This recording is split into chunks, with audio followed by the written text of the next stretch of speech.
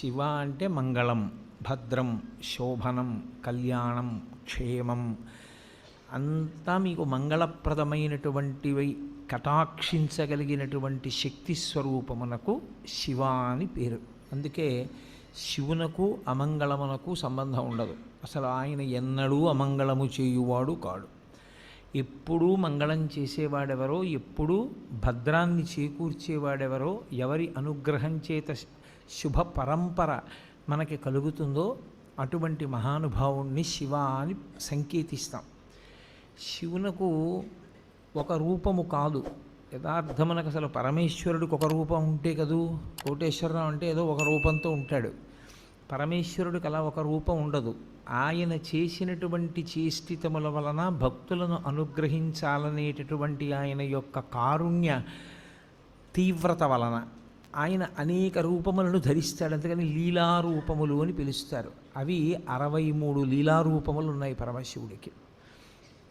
63 లీలారూపములలో అత్యంత శ్లాఘనీయమైనగా ప్రస్తుతి చేయబడేటటువంటి స్వరూపం, మనకి ఎప్పుడూ మనం దర్శనం చేసేటటువంటి స్వరూపం, ఒక చేతిలో త్రిశూలం పట్టుకుని ఒక చేతిలో ఢమరుకాన్ని పట్టుకుని ఉంటాడు.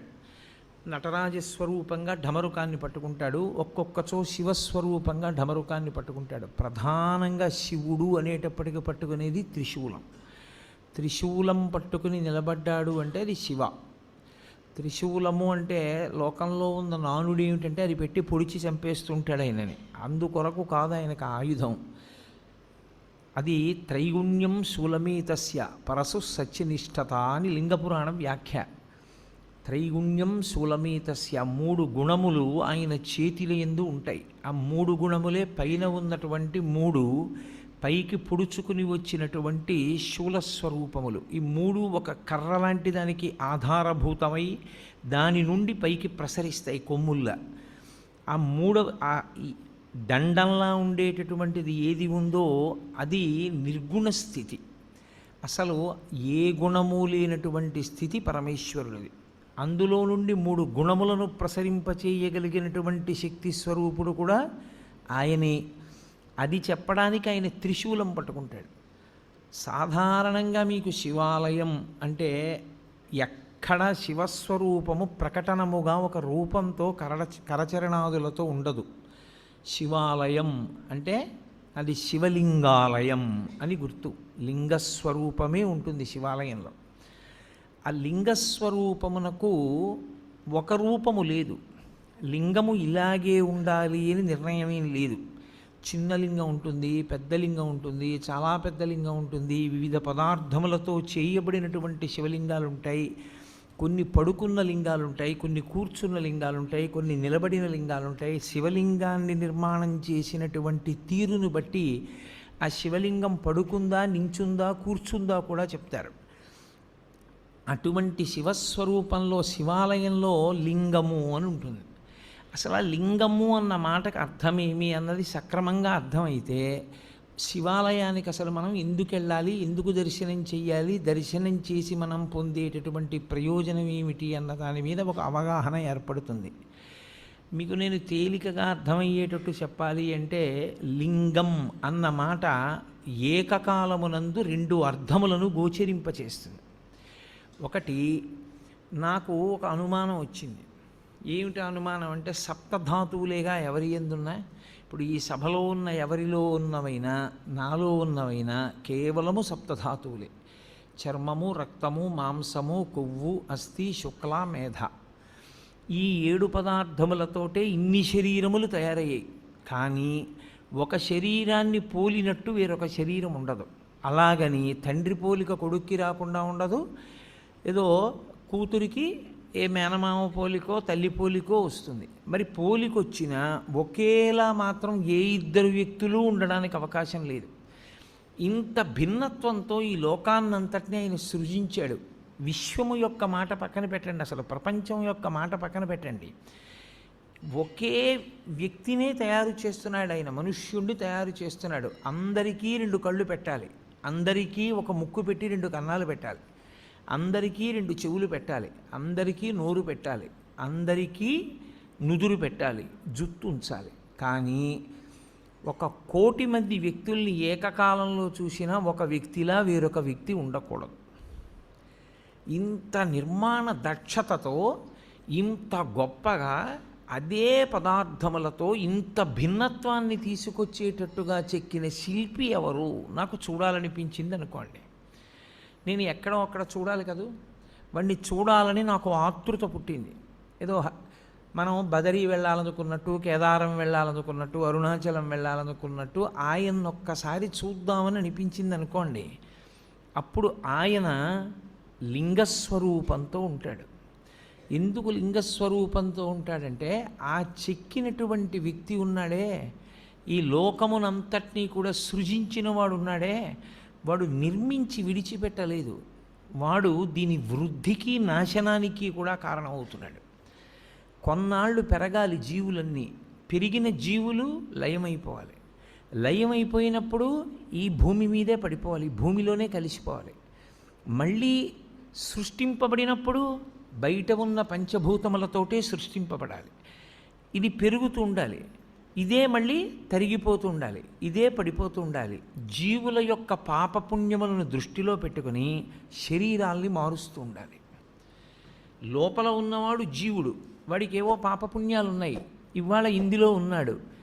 ఇది పడిపోయిన తర్వాత వాడు ఇందులోకి వెళ్ళాలి, నిర్ణయం చేసి ఆ శరీరాన్ని సిద్ధం చేసి అందులోకి పంపాలి. ఇన్ని లెక్కలు కట్టుకుంటూ ఉండాలి, ఇన్ని విషయాల్ని చూస్తూ ఉండాలి, ఇన్ని విషయాల్ని నిర్వహిస్తూ ఉండాలి. అందుకే మీరు ఎప్పుడైనా దేవతా స్వరూపాలని చూస్తే సనాతన ధర్మంలో తామర పువ్వు పట్టుకుంటారు. ప్రతి వాళ్ళు ఓ తామర పువ్వు పట్టుకుంటారు. ఎందుకు ఆ తామర పువ్వు అంటే తామర పువ్వు వికసనమునకు గుర్తు. వికసనము అంటే ఒక నిర్దిష్టమైనటువంటి వ్యూహముతో ఈ విశ్వము నిర్వహింపబడేటట్టుగా చేయగలిగినటువంటి ఏర్పాటు. భూమి తన చుట్టూ తాను తిరగాలి, తిరుగుతూ సూర్యుడి చుట్టూ తిరగాలి. భూమి తన చుట్టూ తాను తిరుగుతున్నప్పుడు ఒకే వేగంతో తిరగాలి, 24 గంటల్లో పూర్తి చేయాలి. సూర్యుడి చుట్టూ తిరిగితే ఋతువులు ఏర్పడాలి, తన చుట్టూ తాను తిరిగితే రాత్రింబవళ్ళు ఏర్పడాలి. నక్షత్రములు భూమి కన్నా కోట్ల రెట్ల పెద్దవైన మిణుక్కు మిణుక్కుమంటూ అంత దూరంలో అలాగే ప్రకాశిస్తూ ఉండాలి, స్వయం ప్రకాశకములై. భూమి లోపల ఎన్ని భోగ్య వస్తువులను దాచుకున్నా ఎంత ఉందో, ఎంత తవ్వుతున్నామో, ఎంత ఇస్తోందో, ఇంకా ఎంత మిగిలిందో ప్రపంచంలో తెలుసుకోగలిగినటువంటి వాడు లేడు. భూమి లోపల ఇంత ఖనిజ సంపద ఉంది, ఇంత వాడాం, ఇంకా ఇంత మిగిలింది చెప్పగలిగిన వాడు ప్రపంచంలో ఎవ్వడూ లేడు. ఎంత ఉందో తెలియదు, ఎంత తీస్తున్నామో తెలియదు, ఎంత ఖర్చు పెడుతున్నామో తెలియదు. ఇంత దాచిన వాడెవరు? అదిగో ఇవన్నీ నిర్వహిస్తున్నవాడున్నాడే, వాడు పరమేశ్వరుడు అని పేరు. ఆ పరమేశ్వరుణ్ణి చూడాలనేటటువంటి కుతూహలం కలిగినటువంటి వాడు ఆలయ ప్రవేశం చేసినప్పుడు లింగముగా దర్శనమిస్తాడు. లింగము అంటే గుర్తు. దేనికి గుర్తు? నీకు కలిగిన ఆర్తికి జవాబు చెప్పటానికి గుర్తు. అందుకే శివాలయంలోకి ఎందుకు వెళ్ళాలి అంటే నీకు ఆర్తి కలిగితే వెళ్ళాలి. ఏ ఆర్తి కలిగితే వెళ్ళాలి అంటే నీకు అసలు ఈ విశ్వాన్నంతటినీ నిర్మించి నిర్వహించి లయం చేస్తున్న వాడిని చూడాలి అని నీకు అనిపిస్తే అప్పుడు శివాలయంలోకి వెళ్ళాలి. ఆ వెళ్ళినప్పుడు నీకు కలిగేటటువంటి అనుభూతి వేరు, అది లేకుండా శివాలయంలో ప్రవేశిస్తే ఉండేటటువంటి స్థితి వేరు. అందుకే లింగం నీకు కలిగిన ఆర్తికి జవాబు కాదు. పరమేశ్వరుడి వైపు నుంచి చూసినప్పుడు పరమేశ్వరుడికి అసలు రూపం ఏమిటి? ఈ రూపంతో ఉంటాడు పరమేశ్వరుడు, ఇంతే, ఇలాగే ఉంటాడు, ఇంకింతకన్నా భిన్నంగా ఉండడు అని నేను అన్నాను అనుకోండి, తప్పది. అసలు ఈశ్వరుడికి ఆకృతి లేదు. కొంచెం నేను దగ్గరికి తీసుకొచ్చి చెప్పాలి అంటే యథార్థం అవుతుందని చెప్పలేను, దగ్గరికి తీసుకొచ్చి చెప్పాలంటే ఆయన మేలిమి బంగారము వంటివాడు. ఇప్పుడు ఆ బంగారంతో మీరు గొలుసు చేయించుకోవచ్చు, కేయూరం చేయించుకోవచ్చు, కంకణం చేయించుకోవచ్చు. అది నామరూపములుగా మీ ఇష్టాన్ని బట్టి మారుతుంది. కానీ అసలు పరమేశ్వరుడు ముద్ద బంగారం, దానికి ఏం రూపం లేదు, మీరు మార్చుకున్నారు. భగవంతుడు నాకు ఈ రూపంతో కనపడాలని ఆర్తి పొందినటువంటి భాగవతుల యొక్క కోరిక తీర్చడానికి ఆయన ఒక రూపాన్ని పొందాడు తప్ప ఆయనకంటూ అసలు రూపమే లేదు, ఆయన నిర్గుణుడు. అందుకే వేదాంత డిండిమం చేస్తూ శంకరాచార్యులు వారు అంటారు, పీఠం అంబమయం సర్వం శివలింగైశ్చ చిన్మయం సాకారంచ నిరాకారం నిర్గుణంచ గుణాత్మకం తత్వం తత్పరమం బ్రహ్మ ఇది వేదాంత డిండిమహ అంటారు. ఆయన నిర్గుణంలోంచి సగుణంగా వస్తాడు, కంటికి కనపడే రూపంలో వస్తాడు. ఎందుకు అలా రావాలి అంటే, ఏదో ఒక రూపంలో రావాలని కోరుకున్న భక్తుడు ఒకడున్నాడు, వాడి కోసం రూపం దాల్చాడు. లేకపోతే అసలు ఆయనకి రూపంతో ఉండవలసిన అవసరమే లేదు, అంతటా నిండి నిబిడీకృతమై ఉంటాడు. కాబట్టి ఆయనని ఒక రూపంతో చెప్పడం కుదరదు, ఒక రూపం చెప్పకపోతే మనసు నిలబడదు. అందుకే రూపం ఉన్నవాడా రూపము లేనివాడా అంటే, రూపముండి రూపము లేనివాడు. ఉంది, శివలింగం ఉంది కానీ దానికి రూపం ఉందా? రూపం లేదు. అందుకే శివలింగానికి వేదాంతంలో అరూపరూపి అని పేరు. రూపమున్నది రూపము లేనిది, ఇలా ఓ ఆకారం కనపడుతోంది కానీ దానికి కాళ్ళ చేతుల ముఖమా ఏమి లేవు. కాబట్టి అది అరూపరూపి. ఇప్పుడు ఆ శివలింగము ఒక గుర్తు. ఏమంటే అది ఒక గుర్తు అయితే దానికి శక్తి ఏం లేదు, అది ఒక గుర్తుగా మనం పెట్టుకున్నామంతే తప్పించి అది నిజంగా శక్తివంతం కాదా అని మీరు అంటారేమో. శివలింగానికి ఉన్నటువంటి శక్తి అసలు లింగ స్వరూపంలో ఉంది. ఎందుచేత అంటే శివలింగం ఎలా ఉంటుంది? ఇలా ఉంటుంది కదా, గుండ్రంగా ఉంటుంది. ఇప్పుడు ఇలా గుండ్రంగా ఉంది అని నేను అన్నాను అనుకోండి, శివలింగం ఇంత ఉంది, ఇంతదైతే అప్పుడు అందులోకి పట్టేవి ఇంకొంచెం పెరిగాయా? ఈ గది అంతా అన్నాను అనుకోండి, అప్పుడు ఈ గదిలో అన్నీ అందులోకి పట్టేశాయా? గుంటూరంతా అని తిప్పాను అనుకోండి, గుంటూరంతా లింగంలో ఉందా? కాదు. ఆంధ్రదేశం అంతా అని తిప్పాను అనుకోండి, ఆంధ్రదేశం అంతా అందులో ఉందా? అలానే తిప్పుతూ ఈ బ్రహ్మాండం అంతా అన్నాను అనుకోండి, ఇప్పుడు ఈ బ్రహ్మాండం అంతా ఎందులో ఉంది? అందులోనే ఉంది. అంతా ఎందులో ఉందో అది లింగం, అంతా ఎందులో పెరుగుతోందో అది లింగం, అంతా ఎందులోకి కలిసిపోతోందో అది లింగం. ఇప్పుడు పరమేశ్వరుణ్ణి యథార్థముగా సూచించుటకు గుర్తు శివలింగము. కాబట్టి కంటితో కనపడినది కాదు, ఇది సర్వవ్యాపకమైతే, ఇది చుట్టుకుంటే నిజానికి దీనిలో ఈ బ్రహ్మాండమంతా ఉన్నది అని గుర్తుపట్టాలి. సరే ఏమండి, ఊహచేత గుర్తుపట్టమంటున్నారు మీరు, నిజమే ఊహచేత గుర్తుపడతాం. మన ఊహచేత ఈశ్వరునికి శక్తి ఆపాదించడమా? అసలు నిజానికి శివలింగానికి ఏమైనా శక్తి ఉంటుందా? అక్కడ ఓ శివలింగం ఉందనుకోండి, ఇప్పుడు ఇక్కడ శివాలయంలో శివలింగం ఉంది, ఆ శివలింగానికి శివలింగంగా ఏమైనా శక్తి ఉంటుందా? నా ఊహచేత నేను అలా ఆలోచించడమేనా అంటే, శివలింగమునకు 5 ముఖములు ఉంటాయి, 5 ముఖములతో ఉంటుంది. ఏది ముఖము అంటే, మీరు ఎటు విభూతి రాసి బొట్టు పెడితే అది ముఖం. 5 ముఖములు అని ఎందుకంటారంటే, తూర్పు, పడమర, ఉత్తరం, దక్షిణం 4 వైపులా 4 ముఖాలతో చూస్తాడు. పైకి ఒక ముఖంతో చూస్తాడు, 5 ముఖాలు. 5 ముఖాలతో ఉంటాడు కాబట్టే పంచాస్యుడు అని పేరు. ఇందులో గమ్మత్తు ఏమిటంటే, 5 ముఖాలతో ఉండి ఏం చేస్తుంటాడు? 5 వైపులా చూస్తూ ఉండడమేనా ముఖంతో? కాదు.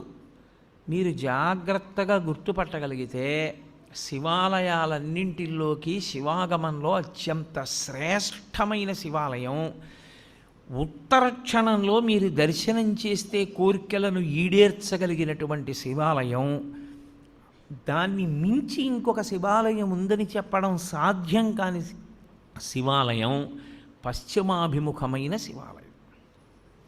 అంటే మీరు లోపలికి ప్రవేశించినప్పుడు ఆలయంలో శివలింగం పశ్చిమ ముఖాన్ని చూస్తే దాన్ని సద్యోజాత శివాలయము అంటారు. అది సద్యోజాత ముఖంతో చూస్తోంది. అది శివాగమంలో అన్ని శివాలయాల్లోకి శక్తివంతమైన శివాలయం అదే. ఈశ్వరుడు తూర్పుకి ఒక ముఖంతో చూస్తాడు, దాన్ని తత్పురుష ముఖము అంటారు. ఇప్పుడు ఇక్కడ ఉండే శివాలయంలో ఉండే శివలింగం తూర్పుని చూస్తోంది. తూర్పుని చూస్తోంది అంటే దాని ఉద్దేశ్యం ఏంటంటే, మీరు లోపలికి వెడుతున్నప్పుడు దేవాలయం కట్టినప్పుడు రాజద్వారానికి ఎదురుగుండా దాని ముఖం తూర్పు వైపుకుంటుంది, తత్పురుషము అంటారు. ఈ తత్పురుషం వైపు చూసేటటువంటి ముఖం, తత్పురుషమని పేరున్న ముఖం తూర్పుకి చూస్తే అది తిరోధానాన్ని చేస్తుంటుంది. తిరోధానము అన్న మాటకు అర్థం ఏంటంటే చీకటిలో ఉంచుతూ ఉంటాడు ఆ ముఖంతో, తెలియనివ్వడు. మాయాస్వరూపుడై లోకమునకు జ్ఞానము లేకుండా చెయ్యగలిగినటువంటి ముఖమునకు తత్పురుష ముఖమని పేరు. అది మాయ కమ్మిస్తూ ఉంటుంది అందరి మీద. నేను దాని గురించి మీతో బాగా ప్రస్తావన చేసే ప్రయత్నం 5వ ముఖం చెప్పినప్పుడు చెప్తాను, అప్పుడు మీకు తేలికవుతుంది.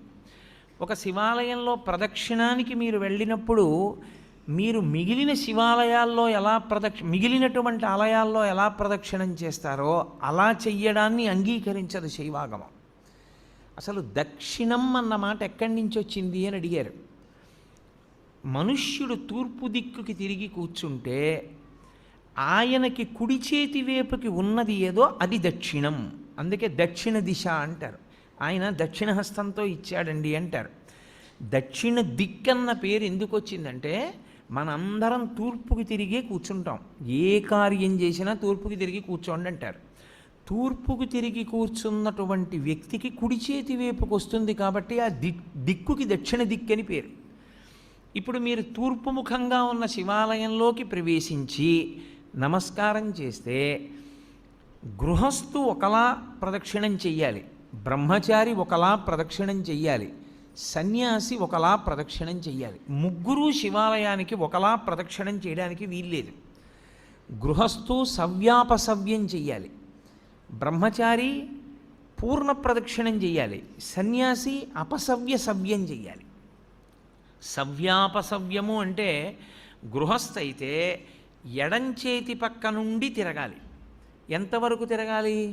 సోమసూత్రము కనపడే పర్యంతమే తిరగాలి. సోమసూత్రం అంటే శివాలయంలో అభిషేకం చేసిన తీర్థం బయటికి వెళ్ళిపోయేటటువంటి మార్గం. ఆ మార్గం కనపడుతోందనుకోండి, అభిషేక తీర్థం వెళ్ళడం కనపడుతోందనుకోండి, ఇక దాన్ని దాటకూడదు. గృహస్థు అక్కడ వరకే వెళ్ళి వెనక్కి తిరిగిపోవాలి.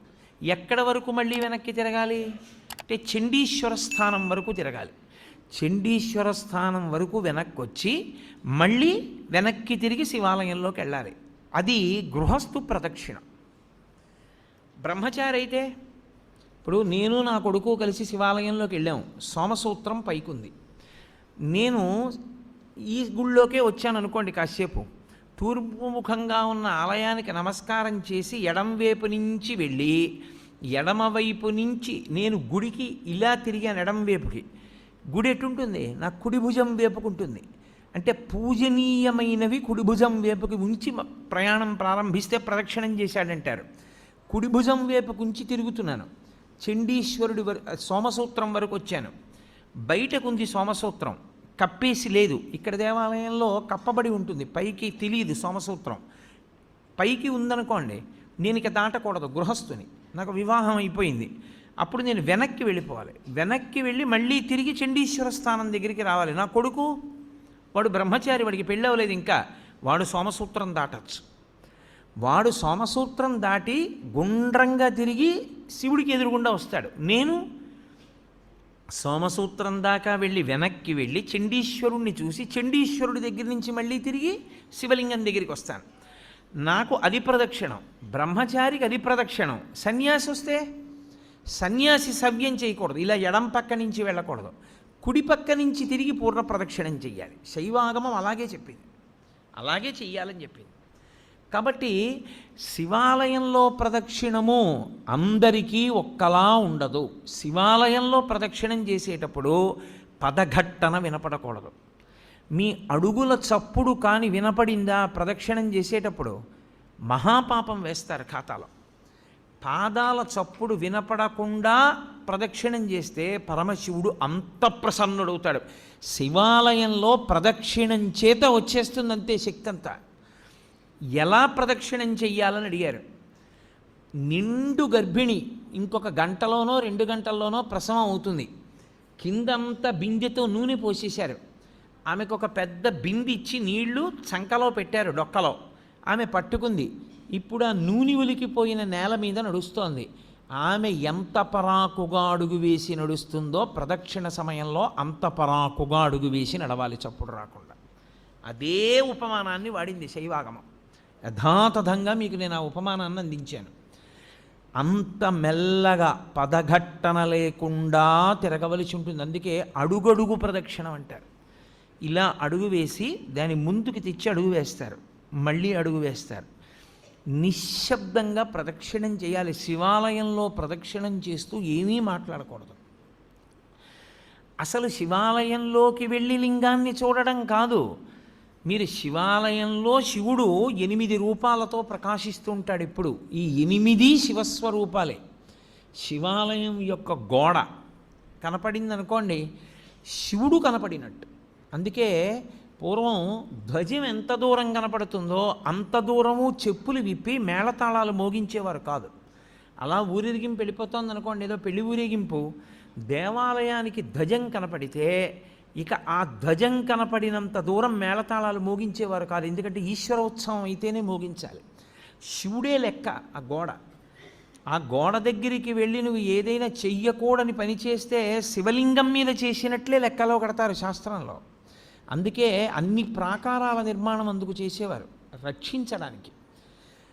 దీని శివాలయం యొక్క ప్రాకారము శివుడు, శివాలయం యొక్క గోపురము, పెద్ద ఆలయ గోపురం ఉంటుంది, ఆ ఆలయ గోపురము శివుడు, ధ్వజస్తంభము శివుడు.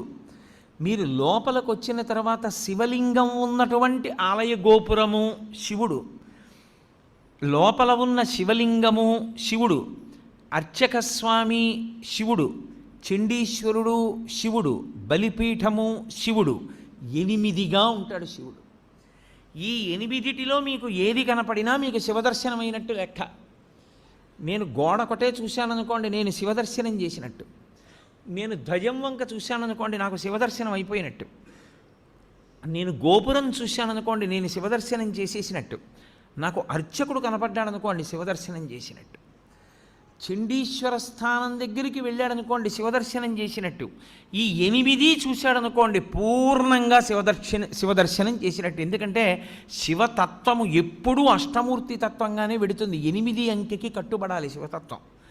అందుకని ఈ 8 యందు పరమశివుని యొక్క తేజస్సు ఉంటుంది. శివుడే 8గా ఉంటాడు. ఈ 8 మీరు ఏది దర్శనం చేసినా శివాలయంలో శివదర్శనము చేసినట్లే. కాబట్టి ఇప్పుడు తూర్పున ఉన్నటువంటి ముఖం తత్పురుష ముఖం. ఈ తత్పురుష ముఖం వాయువు మీద అధిష్టానంగా ఉంటుంది.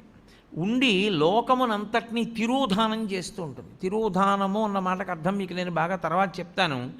మీరు ప్రదక్షిణం చేస్తూ ఇలా ఎడం పక్కకు వస్తే దక్షిణ దిక్కు వస్తుంది. దక్షిణాన్ని చూస్తూ దక్షిణామూర్తి ఉండాలి శివాలయంలో. శివాగమంలో దక్షిణాన్ని చూస్తూ దక్షిణామూర్తి ఉండకుండా శివాలయం కట్టకూడదు. ప్రదక్షిణం చేసేటప్పుడే దక్షిణామూర్తి కనపడాలి. దక్షిణామూర్తి దక్షిణాన్ని ఎందుకు చూస్తాడంటే ఆయన మృత్యుంజయుడు. ఆయన ఉత్తరాన్ని కూర్చుని దక్షిణాన్ని చూస్తాడు. మృత్యువును గూర్చినటువంటి భయము లేనివాడు ఆయన.